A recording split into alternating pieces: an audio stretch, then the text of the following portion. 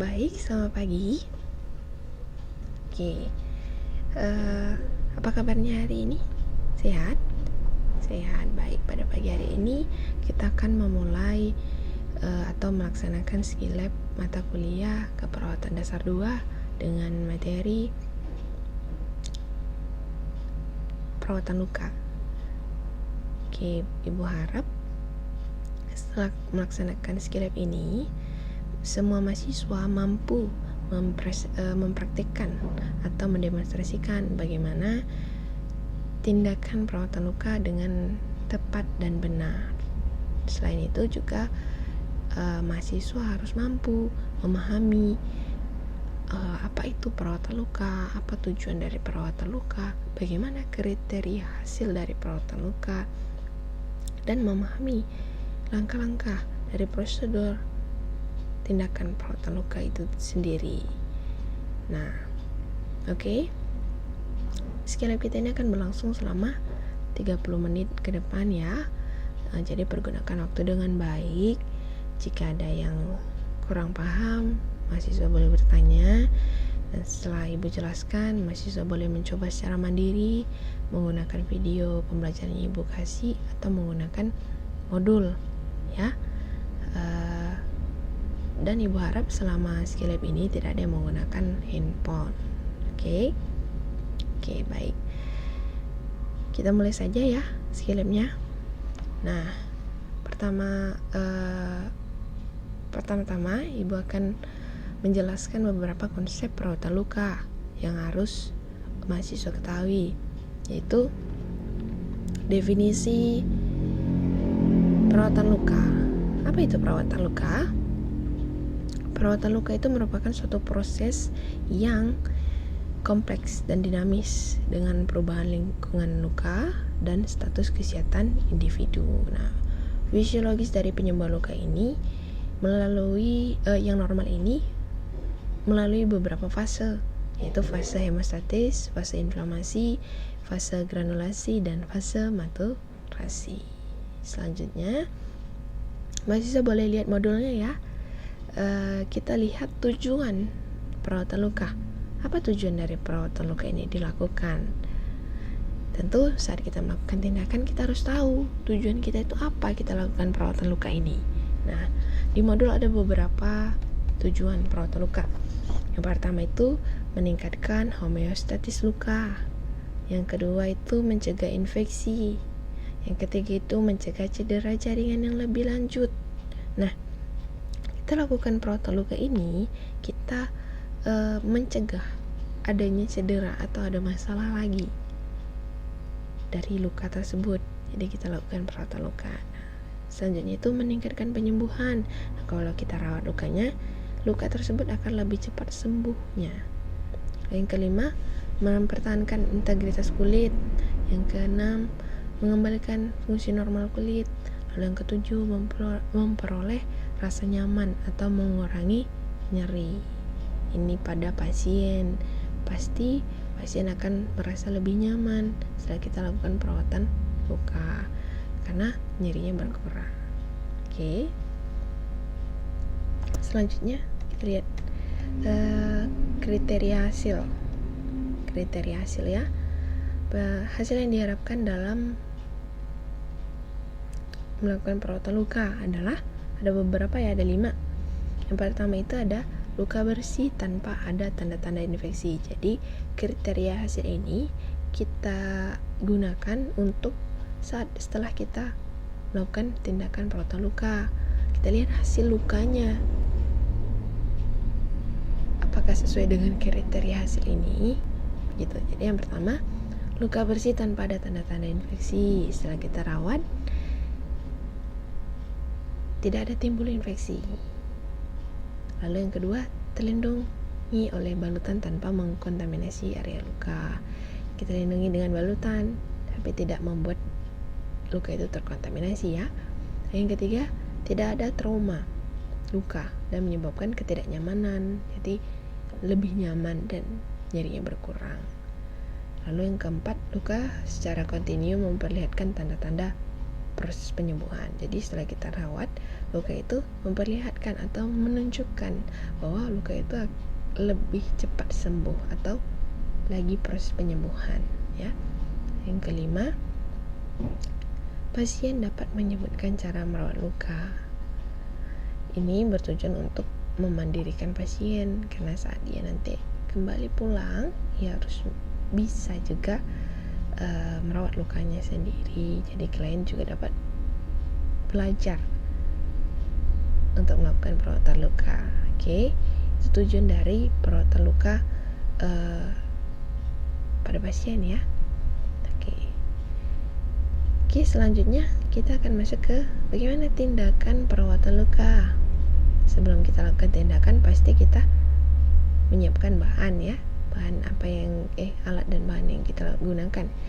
Kita lihat di modul itu ada sarung tangan steril dan bersih, set balutan steril, kain steril, kasa steril, salep antiseptik, larutan pembilas steril, plester, pengikat, perban sesuai kebutuhan, ya, kantong plastik, perla alas, balutan kasa ekstra, pengikat perekat, penghilang perekat bensin atau alkohol, ya, bisa juga, masker sekali pakai, dan pelindung mata atau APD yang kita gunakan saat kita melakukan tindakan.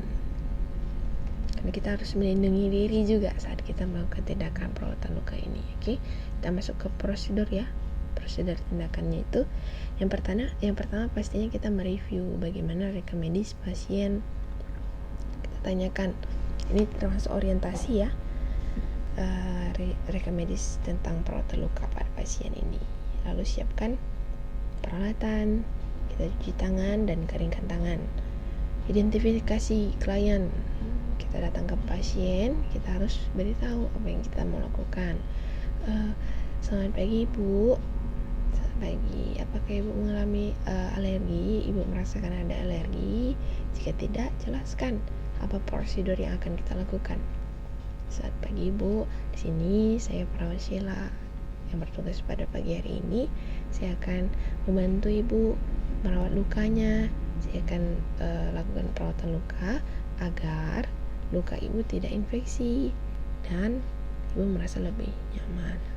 Oke, setelah itu tutup pintu sampiran. Itu merupakan suatu privasi pasien, ya, jadi harus ditutup.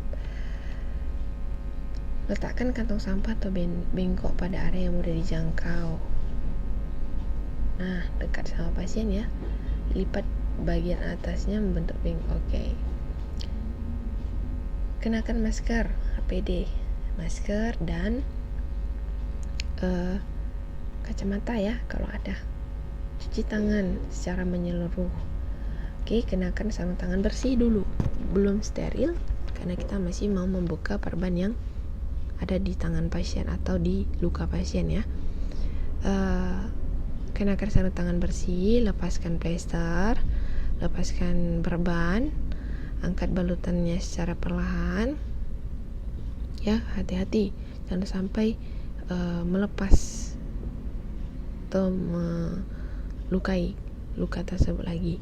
Jaga kotoran. Oke, jika ada kotoran, ya lap menggunakan balutan yang kita lepas tadi, bisa juga. Di sini ada disebutkan balutan basah kering, balutan kering-kering, ya.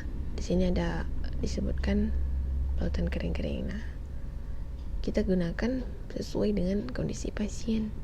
Perlu observasi karakter, jumlah, drainase balutan dan penampakan luka. Jadi kita observasi berapa banyak balutan yang kita perlukan untuk luka yang segitu. Jadi kita lihat lukanya lebar atau tidak. Oke, buang balutan kotoran ke dalam tong sampah atau ke bengkok yang kita sediakan. Setelah itu, lepaskan sarung tangan dengan bagian dalam berada di luar. Buang ke tempat sampah atau ke bengkok. Buka set balutan steril. Nah, ini baru kita masuk ke dalam prinsip steril. Kita buka set, letakkan meja itu di samping tempat tidur pasien, ya, agar dekat. kita pakai balutan kering saja. Oke, kita mulai. Buka botol larutan dan tuangkan ke dalam baskom steril. Dah, kenakan sarung tangan. Pakai sarung tangan steril kita. Menggunakan plastik steril ya, jangan lupa. Bersihkan luka dengan larutan. Jadi kita bersihkan luka dengan larutan itu menggunakan swab yang terpisah. Kita gunakan swab, bersihkan dari area yang kurang terkontaminasi, dari area yang belum kurang terkontaminasi, baru ke area yang paling terkontaminasi. Oke. Setelah itu keringkan dengan menggunakan kasa steril. Keringkan.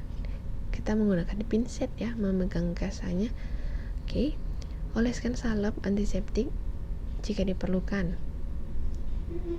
Lalu pasang balutan kering dan steril pada daerah insisi. Pasang kasa lapisan pertama. Jika terdapat drain, potong sedikit. Pasang kasa lapisan kedua. Pasang bantalan kasa tenun yang lebih tebal. Itu ada lapisan-lapisannya ya. Setelah itu kita pasang plester di tepi kasa tersebut. Oke. Lalu lepaskan sarung tangan dan buang ke bengkok atau ke tong sampah boleh. Bantu klien untuk berada. Setelah kita melakukan tindakan, kita bantu pasien lagi untuk berada di posisi yang nyaman kembali ya. Setelah itu rapikan alat, lalu kita kaji respon pasien. Oke, saya sudah selesai melakukan tindakannya Ibu. Bagaimana perasaan Ibu? Apakah Ibu merasa lebih nyaman? Atau apakah nyerinya sudah berkurang Ibu? Oke, setelah itu kita permisi kembali, tindakannya sudah selesai. Oke, evaluasi apa yang kita bandingkan hasil yang telah kita lakukan tadi dengan hasil kriteria yang telah kita tahu, yang sudah kita bacakan tadi, tepat atau tidak. Oke, dokumentasi ini apa saja? Lokasi, tipe, ukuran, status dari balutan sebelumnya, itu dokumentasikan. Status dari lukanya bagaimana, larutan atau obat yang diberikan apa, pendidikan kesehatan apa yang diberikan pada pasien, toleransi klien terhadap prosedur perawatan luka. Oke. Itu tindakan-tindakan dan beberapa konsep dari perawatan luka ya. Sudah selesai. Sebelumnya ada yang mau ingin ditanyakan? Ada yang kurang jelas? Atau ada yang ingin ditanyakan? Ibu persilahkan buat mahasiswa bertanya ya. Oke, jika tidak ada, Ibu berharap mahasiswa mampu memahami dengan benar dan tepat, karena skill lab kita ini berguna untuk mahasiswa nantinya saat berada di rumah sakit, baik saat preklinik maupun saat kerja ya, saat sedang bekerja. Jadi pergunakan waktu dengan baik, latih diri dengan baik agar kita mampu mendemonstrasikan atau mempraktikkan perawatan luka ini dengan baik. Oke, setelah ini mahasiswa boleh melakukan perawatan luka secara mandiri. Setelah itu Ibu akan memberikan video pembelajaran yang akan membantu mahasiswa untuk memahami lebih lanjut. Mahasiswa boleh menggunakan video itu dan boleh menggunakan modul yang Ibu berikan. Oke.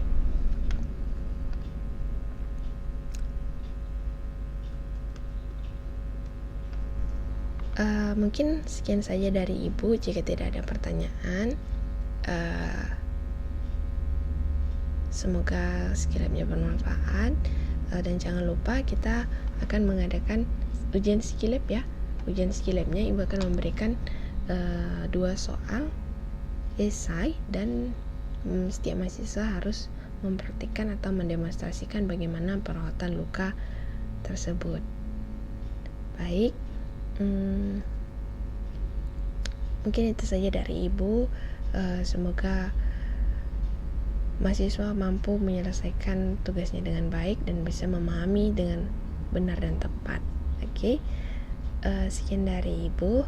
Ibu mengucapkan terima kasih. Selamat pagi. Oke, baik.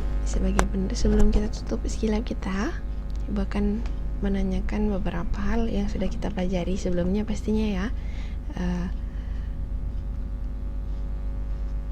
Bagi mahasiswa yang sudah memahami apa saja tujuan dari dilakukannya perawatan luka. Ada yang bisa menjawab? Apa tujuan kita melakukan perawatan luka ini? Oke, silakan Putri.